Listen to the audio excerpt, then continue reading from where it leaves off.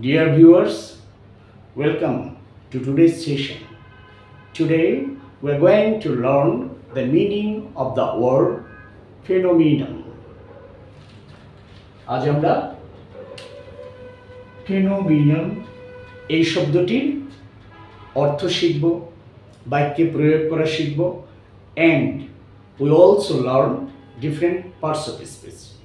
এটার বিভিন্ন parts of speech অর্থাৎ অ্যাডজেক্টিভ কি হতে পারে, অ্যাডভার্ব কি হতে পারে এটা শিখব, সেই সঙ্গে বাক্যে প্রয়োগ করা শিখব।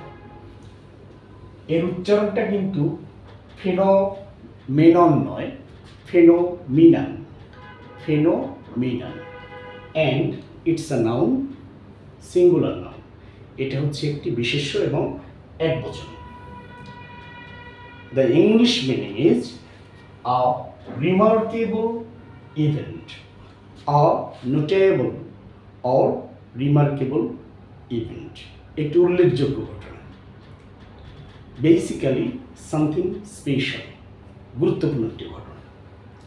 Let's have a sentence. Global warming is a environmental phenomenon. বৈশ্বিক উষ্ণতা হলো একটি পরিবেশগত ঘটনা। এটা হলো আমরা এই শব্দটিকে ইংরেজি বাক্যে প্রয়োগ করলাম।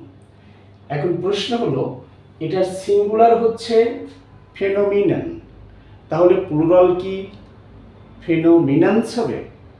না, প্লুরাল কিন্তু সেটা হবে না। প্লুরাল কি হবে? প্লুরাল হবে ফেনোমিনা, ফেনোমিনা প্লুরাল। সেন্টেন্স দেখি। লাইটিং অ্যান্ড থান্ডার আর কমন ওয়েদার ফিনোমিনা। অর্থাৎ এখানে দেখুন লাইটিং অ্যান্ড থান্ডার, বিদ্যুৎ এবং বজ্রপাত দুটো চলে এসেছে, এটা প্লুরাল হয়ে গিয়েছে। That's why phenomena. এরা হলো সাধারণ আবহাওয়াগত ঘটনা। অ্যাডজেক্টিভ কি হবে? অ্যাডজেক্টিভ হবে ফেনোমিনাল, ফেনোমিনাল। অর্থাৎ যখন আমরা কোনো কিছু অসাধারণ, চমৎকার, সাধারণত দেখা যায় না এমন এইভাবে ব্যবহার করব, তখন অ্যাডজেক্টিভ ব্যবহার করব। আর চলুন বাক্যে প্রয়োগ করি।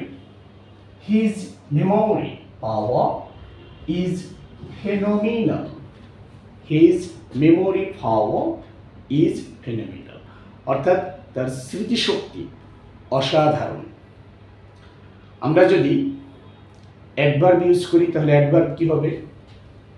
ফেনোমিনালি, ফেনোমিনালি, অসাধারণ ভাবে। একটি সেন্টেন্স দেখে আসি। The players performed phenomenally in the final match.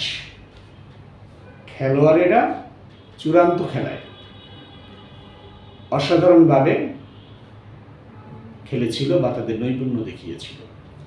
তাহলে এখানে ফেনোমিনালি এটি হচ্ছে অ্যাডভার্ব।